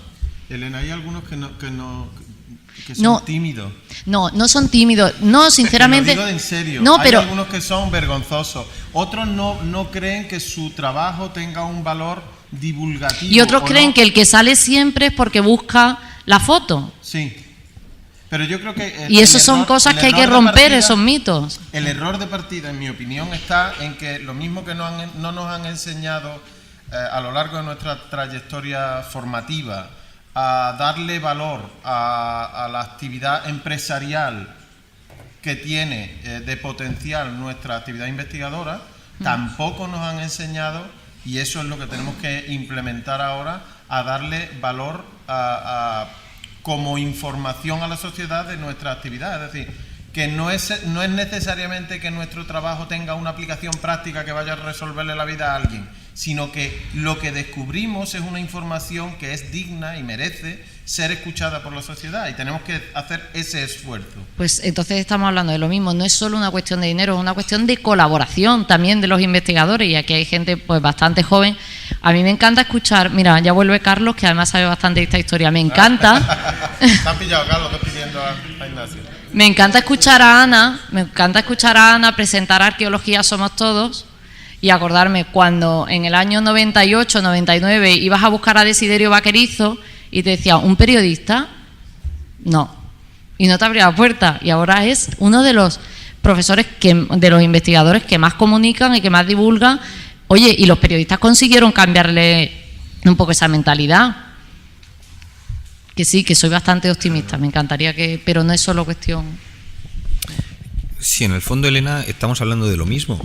Es decir, lo que he comentado a la hora de dotar las unidades de cultura científica es que realmente hay dos posiciones que se están enfrentadas a la hora de cómo deberían componerse, y además en varios debates, tú conoces que han estado ahí, pero realmente la opción que dice que son solamente las unidades de cultura científica las que tienen que divulgar y que los investigadores nos debemos dedicar solamente a investigar, es irreal desde mi punto de vista. No está con los pies en el suelo. ¿Por qué? Pues porque haría falta para eso lo que he comentado. Y como lo que he comentado de dotar de toda la infraestructura no es real a día de hoy, pues entonces esa opción, que queda muy bien y que sería maravillosa, no es viable.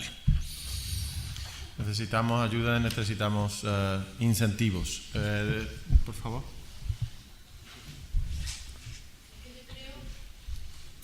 Yo creo que ni aunque la UCC estuvieran bien dotada y estupendamente en funcionamiento, podríamos prescindir de investigadores haciendo sus propios blogs o haciendo sus propias historias. Yo creo que no se trata de meter cosas en cajitas cuadradas y aisladas.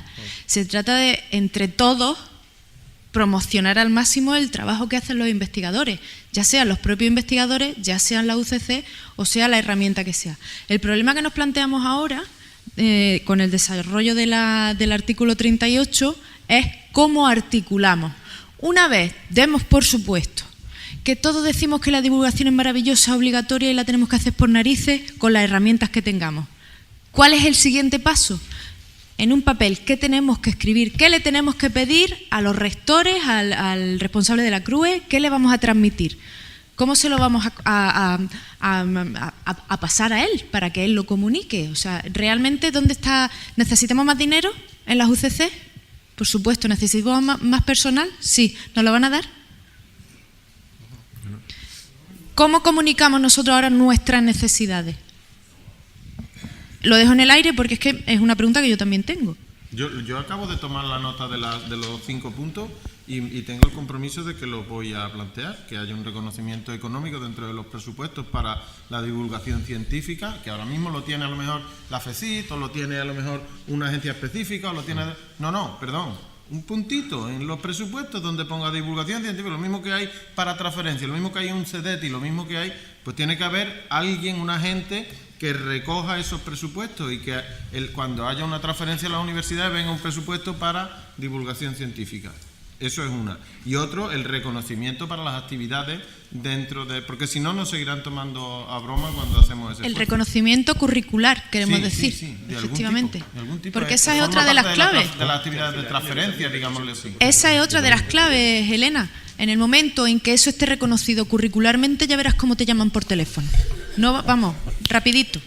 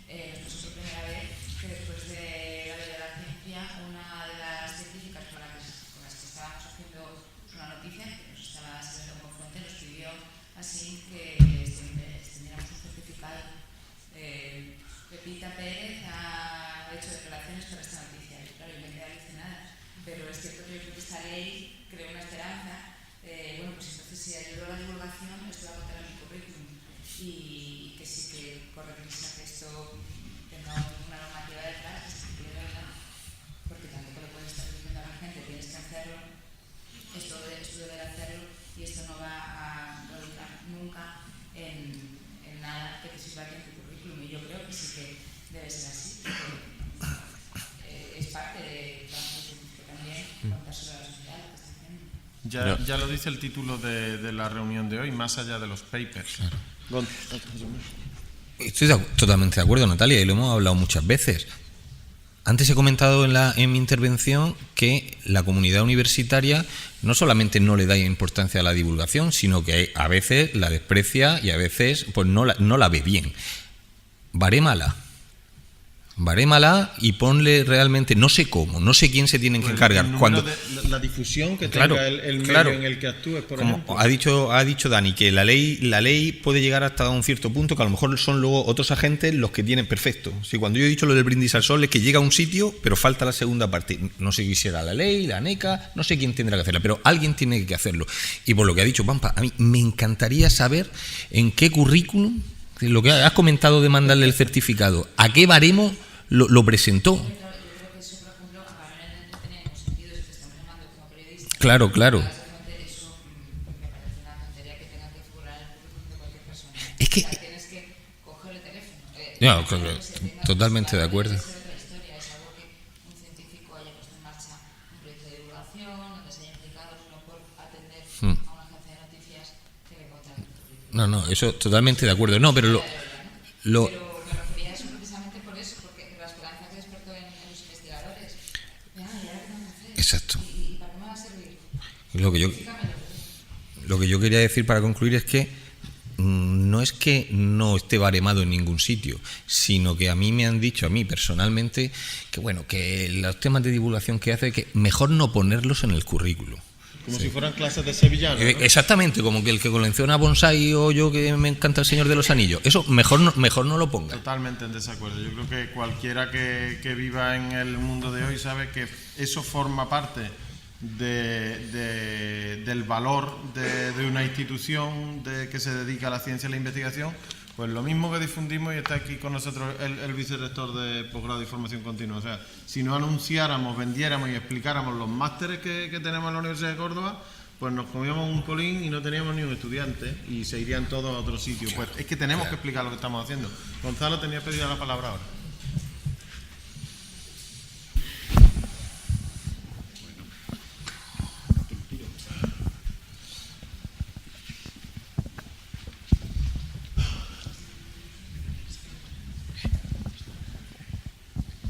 Yo quería hacer un comentario a lo que ha dicho la compañera, que me ha dejado frío, lo de que han tenido que contratar a alguien para que le diga lo que se publica en su propia universidad.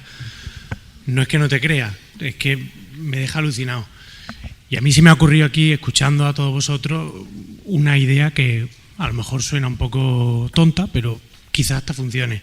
Nosotros en nuestro grupo de investigación vamos rotando una serie de tareas, limpieza de una sala, organización de los reactivos y encargarnos de los residuos, ¿vale? Cuando nosotros tenemos los residuos acumulados, llamamos al SEPA, el SEPA viene y se los lleva. ¿Por qué no se plantea la figura de una persona así en los grupos de investigación, pero con los papers? Cada vez que se publica un paper, esta persona puede mandar a esta muchacha: oye, este mes o en estos 6 meses se han publicado estos trabajos en estas revistas con este índice de impacto. Ni siquiera una cosa complicada. Son 6 enlaces, 7, 10, 15. Ha tomado nota Hay el que señor explicarlo. vicerrector de Política Científica. Sí, no, y eso va a ir en una estrategia que va a diseñar la responsable de la Unidad de Cultura Científica de la Universidad de Córdoba, que forma parte de las tareas del próximo No, pero año, vamos. mira, Mi nombre no te lo doy, hace solo año y medio el vicerrector, que entonces tenía las competencias en la materia esta de divulgación, y te voy a hablar de hace año y medio. La universidad va a cumplir 40 años, estamos de 40 aniversario, y divulgación se ha hecho siempre. Y está aquí Carlos Miraz, que lleva más de 25 en el Gabinete de Comunicación de la Universidad de Córdoba. Hace solo año y medio, todos los directores de grupos de investigación de esta universidad recibieron una carta personal del vicerrector con competencia en la materia, diciéndole que íbamos a inaugurar una sección nueva. Mira, Gerardo dice que sí, o sea, él la leyó, la tienes guardada, ¿no? Pues no nos ha mandado ni un paper. Está bien. Está. Ya. Teníamos la sección nueva de ciencia en la UCO, en la portada de la web, y dijimos, bueno, pues vamos a escribirle a los directores de los grupos de investigación y que nos manden sus temas, no vamos a ir solo siempre a por... Es terrible, y yo sé que es por todo esto por lo que se está diciendo. Si estuviera reconocido y demás, entiendo que la gente está muy quemada, y ahora, oye, y para participar en la noche de los investigadores y el café con ciencia tienes que ir y arrastrar a la gente y pedirle, oye, veniros, en fin. Es complicado. que Pero tiene... a nosotros que no tiene se nos tarea. reconoce encargarnos de los reactivos y aún así Gonzalo, lo ¿Lo hacemos hacéis? los porque chavales nos de mi toca. grupo te van a odiar porque van a tener una tarea más. Soy Guillermo, Yo lo justo, sí que nos quiero- conocemos. Lo que sí quiero decir, Elena, es que no estamos no hay punto de comparación con cómo estábamos en el año. Por poner, cuando yo estaba haciendo la teoría, en el año 88. Entonces no tiene no hay color. No hay color. O sea, nosotros éramos invisibles para los periódicos, absolutamente, del telediario ya ni te hablo. Y ahora, pues, lo normal es que haya una sección de ciencia e investigación en cada periódico local, que salga una noticia de ciencia en el telediario todos los días. Así que no hay color, pero evidentemente estamos lejos de donde deberíamos de estar según lo que yo creo que deberíamos hacer. Vamos a seguir dando pasos. Lo de la estrategia lo he dicho en tono de broma, pero no es de broma. Es decir, vamos a trazar una estrategia para intentar que la gente siga queriendo decir qué es lo que está haciendo, porque no se trata solo de decir yo he publicado 4 papers, es que hay que explicarlo. Esa es la parte difícil. Esa era la segunda parte que quería preguntarle. ¿Qué tipo de información es la que necesitáis? ¿El paper? ¿El ¿Se abstract? oye? Bueno, es que si no, esto vamos a acabar así como un debate muy local, pero Sí, vamos. ustedes cambian esto Todo por Murcia o Jaén o algo y No, sirve. claro. No, pero está bien, nosotros cogemos los astras de los que nos mandan o que localizamos y demás, preparamos la nota de prensa, la mandamos al responsable de la investigación y consensuamos no haber metido una pata. Yo esto es un debate que tengo muchas veces con compañeros periodistas. Yo mando el texto, no lo manda, yo a un científico siempre se lo mando. Mi formación, yo soy periodista, como el resto de mis compañeros, yo he hecho cierta especialización en divulgación científica, pero no mando una nota de prensa sin haberla cotejado o comprobado con el investigador, pero lo que utilizamos son los astras. Es que realmente creo que el volumen de publicaciones del que estamos hablando es que es fácil de manejar. O sea, No es fácil, Gonzalo. El de No. la Universidad de Córdoba entero no. No, Por eso hay que ceñirse a los papers que verdaderamente son claves, que representan. Porque si no, además seríamos súper aburridos. Algunas de las cosas que publicamos son no aburridas, son aburridísimas, pero forman parte, son necesarias en la ciencia. Pero ¿Cuántos? solo algunos Pero pasos ¿para quién son es aburrido? suficientemente originales. ¿Para quién es aburrido? Porque, Hasta para nosotros. claro, pero Hasta para nosotros, claro, porque son avances incrementales de la investigación que son necesarios para luego dar un salto. que no sé Pues normalmente lo que la cuánto gente cuesta el verdaderamente nivel le de publicación de la interesa Universidad de Córdoba leer en son un día. saltos cualitativos 100 desde el no punto de creo. vista científico, conceptual, práctico. Pero hay Y gente- eso hay que saberlo explicar muy bien. Pero hay gente a la que a lo mejor algo le puede... O sea, esa divulgación de algo que tú dices, es que esto es un coñazo, lo voy a mandar y no lo va a leer nadie. Yo me leo todos los Con días. que le llegue a uno... 50. No, hay que ser selectivo, si no saturamos el sistema. Le Pero vamos a dar la palabra a más personas. pero Disculpa. Internet es infinita. Disculpa, vamos a seguir con el debate para introducir nuevos temas. Había una palabra aquí pedida detrás a Lourdes y aquí también había. Así que vamos a seguir. Aquí en la segunda fila, Óscar, por favor, que lo habían pedido antes la palabra. No, lo primero Sí. Luego Lourdes y luego. Sí. Y aquí también, ¿no? Pues me parece que estamos ya bien.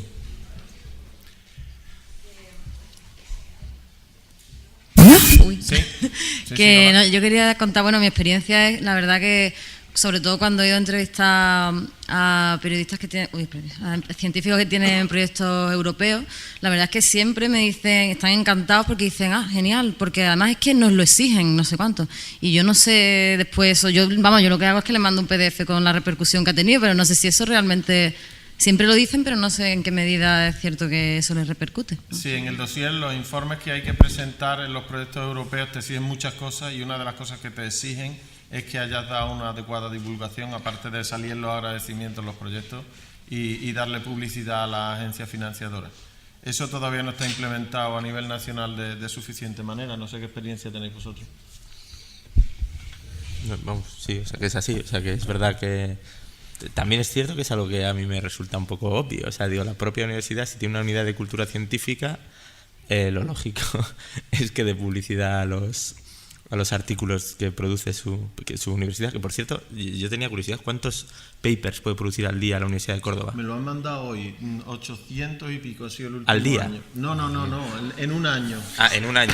Divide. Vale, o sea, 3 papers al día. Quiero decir que es un volumen de información muy asumible. Te los puedes leer hasta enteros.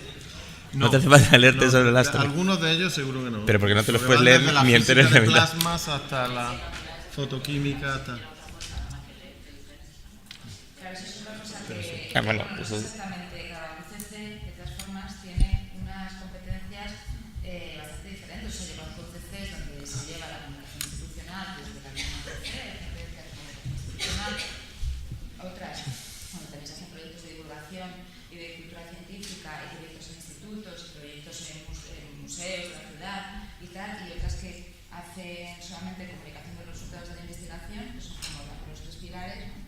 Y hay muchas veces donde para todo eso hay una persona o dos. O sea, me parece que es imposible dar abasto porque además cuando tú estás escribiendo notas de prensa institucionales y tienes ese chip en la cabeza, como te pongas después a buscar papers que sean más o menos noticiables, te va a salir una cosa bastante aburrida, porque tú ya tienes en la cabeza titular que es el señor rector ha ido hoy a un sitio y que eso es infumable. O sea, son cosas rollo. Y después de repente se ven las notas de prensa que son sobre resultados de investigación escritas en el mismo estilo. O sea, que ya no es que la investigación no sea interesante o que no tengáis tiempo de hacer este trabajo o que tengáis un volumen de papers brutal, sino que muy pocas personas suman el trabajo de 3 departamentos. No sé si me estoy equivocando, pero... Más personal, está claro que esto fue. Lourdes. Ah, no, aquí había otra palabra también, sí, perdón. Que os había confundido, había unido a los dos. Sí, es que lo habíamos pedido los dos. A mí lo que me cuesta entender un poco, ¿vale? Que este volumen de trabajo esté como muy alto, viene a colación a los dos temas. Es decir, como investigador, si yo me preocupo por mi currículum y de cómo la divulgación que yo hago puede impactar en él, a mí lo que me resulta muy raro es que sea tan difícil. Es decir, por ejemplo, tú ahora mismo, tú puedes medir perfectamente, igual que el impacto que tiene una revista científica, que es por citas. Tú ahora mismo un blog lo puedes medir exactamente igual. Un diario nacional deberías de poderlo medir igual. Es decir, de hecho hay determinados blogs que te exigen tener otros blogs que te hagan la revisión. Con lo cual se puede escribir divulgación con un rigor medible y con un impacto completamente cuantificable. Con lo cual no entiendo la dificultad que hay para que yo pueda poner sin avergonzarme en mi currículum que yo he escrito determinadas tipos de entradas y que me cuente con el impacto que sea 0,25. No te estoy diciendo que sea un 6 que puedo publicar en un paper normal, pero oye, 0,15, 0,20, pero eso suma. O sea, igual tienes 30 publicaciones así y acabas teniendo como un paper normalito. Y en prensa tendría que también haber, porque en prensa no vas a tener un comité de revisión, pero si consigues publicar en prensa, se establece que en determinados diarios deberían de tener un baremo, hacer un documental y que ese documental se vea en una televisión nacional, ¿sabes? Sea para los ingleses la BBC, para nosotros televisión española, la que sea, tendría que también tener un baremo fácilmente asignable, porque esa gente tiene cuotas de... O sea, sabes qué impacto tiene ese documental. Con lo cual, no entiendo... O sea, está muy bien que hayan, pues lo que dice Pampa, es decir, la comunicación, a pesar de que otras personas intentemos hacerlo lo más profesional posible, está para que la hagan profesionales. Pero si tú lo haces como investigador, desahogando la unidad de cultura científica de tu universidad, yo creo que no es tan difícil asignarle un índice a cada uno de los distintos tipos de divulgación que puede hacer un científico. Difícil no es. Yo creo que hay cosas infinitamente más difíciles de medir que la actividad de divulgación. Otra cosa es valorar. Medir sí se puede medir, ¿no? No es lo mismo sacar un documental en National Geographic que en la tele local. O no es lo mismo publicar en El País que publicar en la hoja parroquial de tu pueblo, evidentemente que no. Pero la valoración de eso sí es diferente y eso es lo que está en discusión. La ciencia, en mi opinión, esto es una opinión personal porque sí he entrado en blogs y he visto discusiones y he participado. La ciencia tiene unos valores sistematizados muy claros. La investigación es algo, sobre todo en la parte experimental, menos en la parte de humanidades, ciencias sociales y jurídicas, donde hay unos pesos claros, valorables. Está el hiperíndice del ISI, del Impact Factor, que lo gobierna todo, aunque hay mucha gente que lo cuestiona, pero está todo muy sistematizado y se le da muchísima seriedad y muchísimo rigor. Pero es que en nuestro país y fuera hay mucha gente que considera que la divulgación no es nada comparable, no es valorable.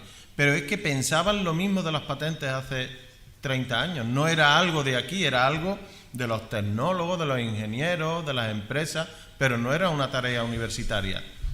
Entonces, ¿cómo cambió el tema de las patentes? ¿Qué paso se dio para que eso cambiara? pues porque la gente fue abriendo los ojos y se dio cuenta de que tener patentes y fortalecer el tejido productivo era no solo bueno, sino que debería ser, y era en realidad una obligación del profesorado universitario. ¿Por qué? Pues efectivamente. ¿Y qué? Que la divulgación no lo tiene. Es decir, que Alberto saque el comportamiento animal en el National Geographic para la Universidad de Córdoba no supone una visibilidad, no supone un valor. Por supuesto que lo tiene. Por supuesto que lo tiene. Entonces, que haya que convencer a quien haya que convencer de que eso hay que hacerlo. Sí, pero ahora mismo una patente, tener una patente en tu currículum tiene un valor determinado, un número. ¿Ese número cuándo sale? O sea, mi pregunta es, si queremos hacer esto de la divulgación, ¿qué paso hay que dar? ¿Quién es la persona que tiene que decir? Pero yo creo que hace probablemente 20, 25 años es cuando se empezó a valorar dentro de los currículos la inclusión de patentes y se empezó a fomentar su inclusión. Claro, pero a mí mi pregunta ahora mismo es que siempre queda en el aire. Es como, ¿quién sería la persona que tendría que dar el paso?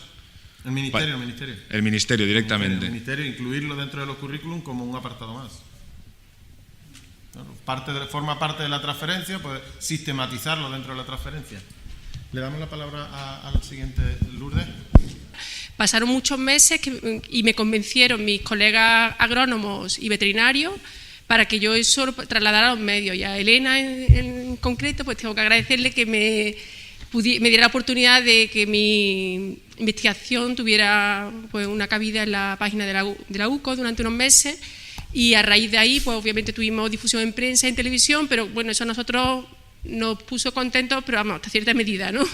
De casi todos los de mi grupo, que son parte de los que están aquí a mi derecha, pues casi estaban siempre quejándose que no querían salir a la televisión, que no querían hablar con los periodistas, pero bueno, ahí se acabó nuestro momento de gloria, aunque la verdad que no era nada buscado. Pero lo que sí estoy también muy agradecida al CIA3, la oportunidad que nos dio para ponernos en contacto con las empresas del aceite de oliva, en este caso, que era nuestra investigación. Y gracias a su gerente, pues hemos tenido oportunidad de firmar varios convenios con empresas, que yo creo que eso es muy interesante para la Universidad de Córdoba. Y ahí de lo que yo estoy satisfecha. ¿Veis cómo todo está conectado? Por ahí, aquí había otra palabra pedida.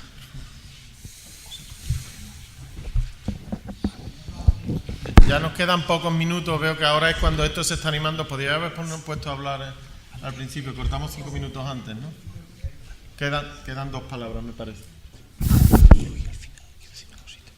Un poco Pampa ya ha empezado por ahí por el tema. Yo quería hacer una nota en que no es lo mismo, en las UCCs no es lo mismo comunicar la ciencia a los medios de comunicación que divulgar la ciencia.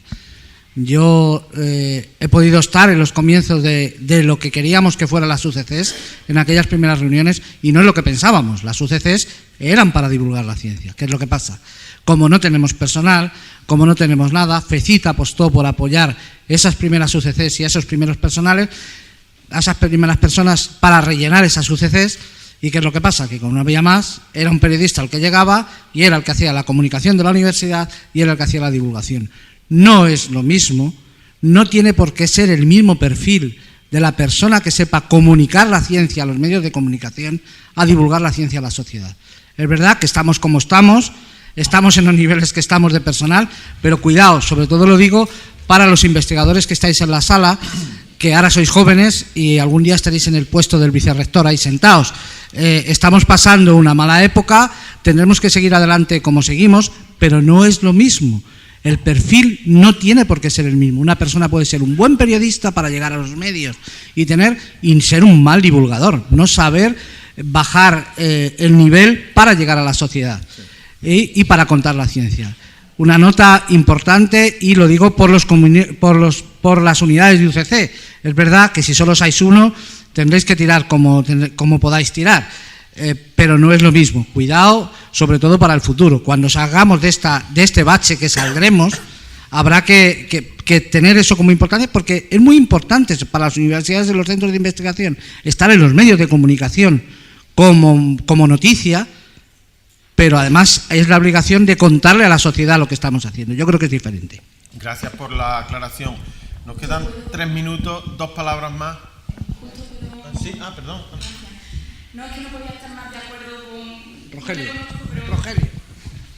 pues no podía estar más de acuerdo porque yo a lo largo de la sesión que hemos tenido aquí hoy me estaba quedando un poco sorprendida porque el artículo 38 además hace referencia a la cultura científica. científica, no a divulgación, que creo que también está relacionado, pero creo que la cultura científica lo que nos lleva es a divulgar, ¿vale? O sea, aplicar nuestros conocimientos para que la sociedad los disfrute, pero también los aplique y genere riqueza con ellos.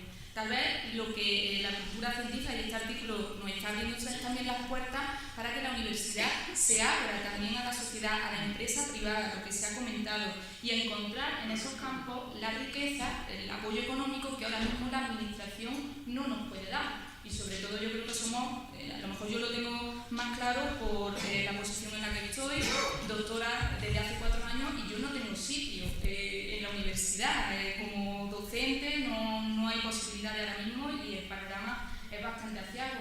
La divulgación puede ir en ese sentido, porque no se trata solo de llamar a un periodista, decir, oye, he encontrado tal o he publicado esto, quiero que le dé esa difusión, sino que intervienen también todo tipo de gestores de comunicación, pedagogos incluso. Nosotros estamos dando talleres infantiles y a veces nosotros nos encontramos con dificultades de que no somos seguramente las personas más adecuadas para transmitir a niños de 5 años. Estamos acostumbrados a dar clases en la universidad, pero no a menores de 5 o 10 años. Es otra manera de comunicación y a nosotros pues nos faltan todos esos medios. Pero creo que abriéndonos a la empresa, aumentando esa cultura científica, la riqueza llegaría a la sociedad es la que debe aplicarlo y devolver entonces esa riqueza a la universidad. Creo que son los tiempos que nos tocan vivir.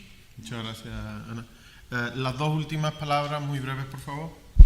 Sí, soy breve. Dos apuntes rápidos. Una, porque ya se ha retrasado todo y queda un poco atrás el tema, pero bueno, sacando un tema que habló José de que tuvo que tiene casi que esconder su faceta de divulgador en su currículum. Creo que eso viene de un problema mayor, en el que a mí lo que me han recomendado es que esconda mi doctorado en mi currículum. Entonces creo que viene de ahí. Cuando a ti ya te están diciendo que no digas que eres doctor en ciencia, ya vamos mal de entrada. Y segundo, contestando un poco a Lucas, creo que empezará a baremarse, que evidentemente es muy fácil de baremarlo y muy fácil de ponerle punto, cuando lo obligue Europa, como tantas otras cosas. Europa, de hecho, ya lo tiene mucho más claro. Ya el 7º programa marco incluyó ciencia y sociedad como un budget específico para esto. En los proyectos europeos hay que incluirlo. Entonces yo creo que a mí estoy esperanzado en ese sentido, porque veo que Europa se ha dado cuenta. Pero hasta que no sea algo más claro, algo más que hay que cumplirlo, no habrá el cambio. Y con Elena, decirte que, por ejemplo, en Málaga, cuando estuve haciendo allí la práctica, se pusieron muy contentos porque iba un científico a la UCC y eso le iba a abrir puertas a más científicos, porque siempre eran los mismos los que iban. O sea que creo que el problema que te encuentras es mucho más común. Y allí están totalmente separados. Tienen un gabinete de prensa, que además ahora es muy grande porque la rectora es la presidenta de la CRUE, y una UCC que está diferenciada, pero los problemas son los mismos al final. Siguiente intervención, por favor, la última palabra. Yo tenía, buenas tardes primero. Tenía una cuestión en otra línea, y es qué pasa con resultados de ciencia, en la divulgación de estos resultados que pueden crear alarma social. ¿Alguien especializado en la difusión de la ciencia quiere hacer alguna observación? Hombre, yo mi experiencia que te puedo dar, he tratado mucho ese tema, pero dices alarma social por parte de los medios de comunicación, por parte de los científicos, que también la generamos muchas veces. Simplemente alarma social en la gente de a pie. Sí. Nosotros a lo mejor hacemos una investigación y resulta que en el agua del pantano del que nos abastecemos hay algo que no... ¿Cómo se divulga eso, por ejemplo? Sí, ejemplos como, por ejemplo, hace una fecha en Público.es, pues sacó una noticia diciendo, más o menos nos venían a decir que el aspartamo, un aditivo que era cancerígeno, que era peligrosísimo y que iban a venir las 7 plagas.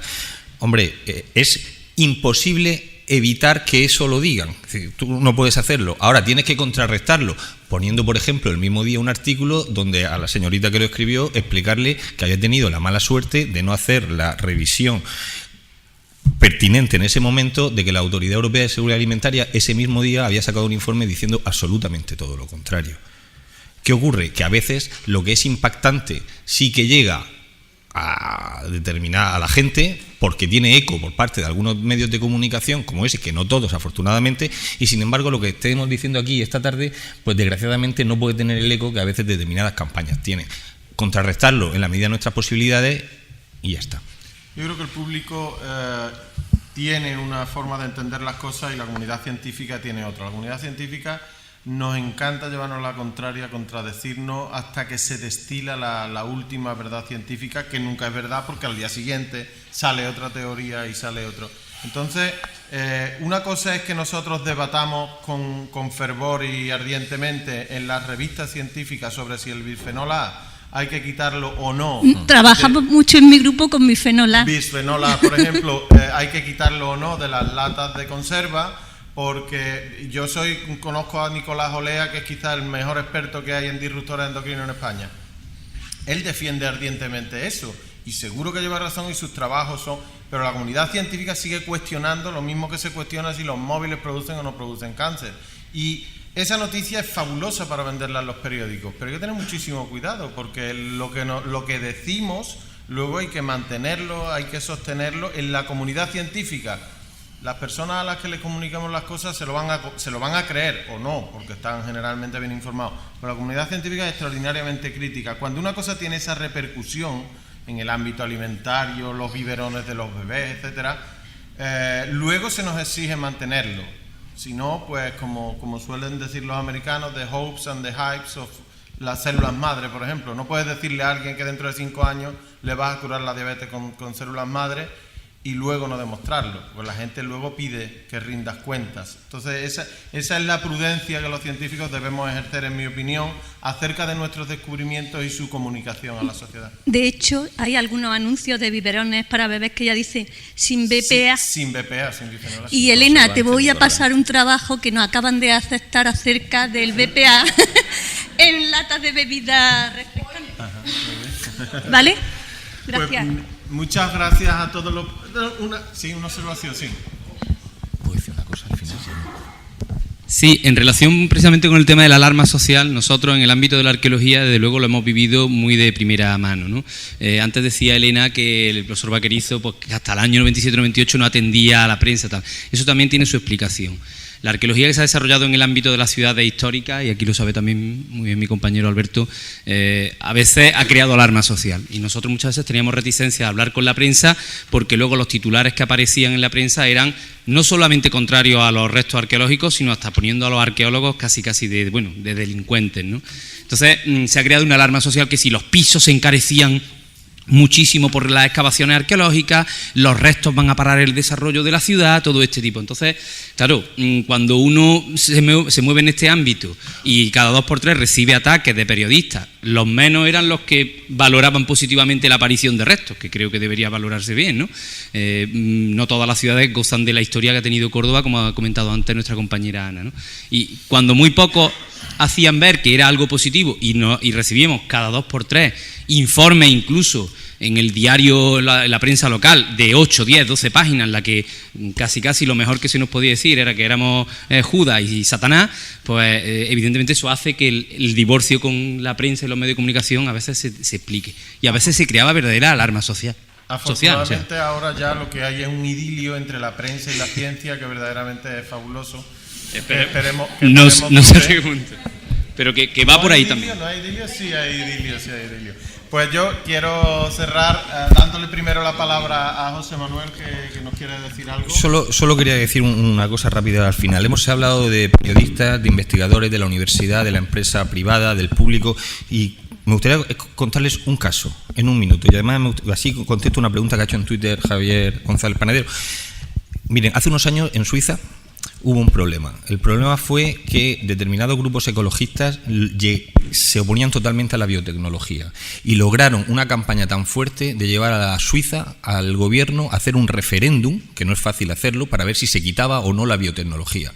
En ese momento se hicieron unas encuestas y al principio de las encuestas el 75% de los encuestados votaban a favor de la población, a favor de abolir la biotecnología y quitarla porque eran los 7 males y los transgénicos nos iban a matar a todos.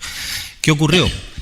Que cuando vieron lo que iba a pasar, los investigadores que estábamos, digo estábamos porque a veces la culpa es nuestra también, encerrados en nuestros laboratorios, salieron a la calle y se pusieron en contacto con los medios de comunicación y entre todos fueron a explicarles a la sociedad, porque al final todo esto estamos hablando es a la sociedad, lo que realmente estaba pasando, los beneficios que tenía la biotecnología, todos los pros y los contras en el caso de que lo hubieran. Medios de comunicación, empresas privadas, universidades, todos los biotecnólogos salieron a la calle. El resultado final de la encuesta, del referéndum nacional, fue que el 80% de los suizos votaron a favor de la biotecnología, cuando 3 meses antes votaban en las encuestas todos en contra. Ahí creo yo que radica la importancia de la divulgación científica y el efecto en la sociedad. Es que cuando nos ponemos, los científicos y los periodistas juntos. Yo quiero agradecerle a Ana, a Pampa, a Ignacio, que ya se ha marchado, a Dani, a Alberto y a José su presencia y a todos ustedes por la participación activa y dinámica. Y creo que al final la conclusión es fácil. Las conclusiones se llevarán a la CRUE para que se eleven donde corresponda. Y la difusión y la divulgación y la comunicación de la ciencia no solo es una obligación, sino que es una ventaja. Y eso es lo que debemos de tratar de convencer a la sociedad y a las autoridades. Muchísimas gracias.